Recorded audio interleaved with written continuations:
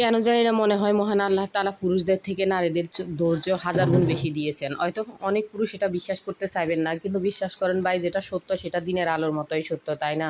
এই যে সবসময় ঘরে থাকা, পর্দা করা, বাচ্চা জন্ম দেয়া, লালন পালন করা সবই কিন্তু ধৈর্যের কাজ। পাশাপাশি সংসারের অগণিত হাজার হাজার কাজ সবই বলতে গেলে ধৈর্যের। এটা কেউ বিশ্বাস করলেও না করলেও কিন্তু এটাই সত্যি।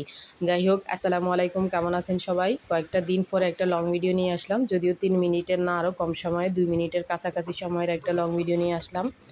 যারা ধৈর্য ধরে আমার ভিডিওটা দেখবেন তাদের জন্য অনেক দোয়া রইল, তাদের ফেসটা অনেক সুন্দরভাবে গ্রো করুক। যাই হোক, ফান করলাম।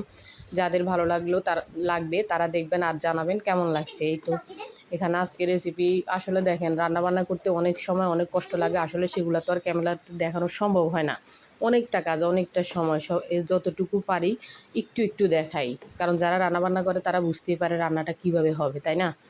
এই তো এখানে দেখেন 2 মিনিটের মধ্যে খিচুড়ি রান্না করছিলাম আর সাথে ভাজাভুজি করছিলাম। বিশ্বাস করেন এই রান্নাটা করতে আমার কমসে কম 2-3 ঘন্টার মতো সময় লাগছে। এরপর ধোয়া তো আছেই, যাই হোক কাটাকুটি এগুলো বাদেও। আর এখানে দেখাচ্ছি জাস্ট 2 মিনিটে, তাহলে আপনারা বুঝতেই পারেন যে একটা রান্নার পেছনে কতটা খাটনি থাকে। আর যারা রান্না করে তাদেরকে বলার কিছু নাই, যারা রান্না করেন না বিশেষ করে তাদের জন্য বলা এই কথাটা। খিচুড়ি রান্না করছিলাম এখানে গরুর মাংস দিয়ে, আগের দিনে রান্না করা গরুর মাংস ছিল, ওইটা দিয়ে চাল ডাল, মুগ ডাল, মসুর ডাল, আমি 2টা ডালে দিছি, অনেকে একটা দিয়েও করে। যাই হোক, যার যেভাবে ভালো লাগে রান্নাটা করে ফেলছি।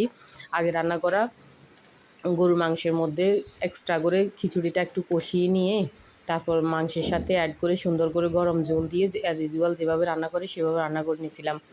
আর সাথে পটল ভাজা ছিল, একটু আমের আচার ছিল, ডিম সেদ্ধ ছিল, সালাদ ছিল, পেঁয়াজ আর শুকনো মরিচ কাঁচামরিচ দিয়ে একটা ভর্তার মতো করেছিলাম, এগুলো ছিল। আসলে দেখেন এক একজনের খাওয়ার রুচি এক এক রকম।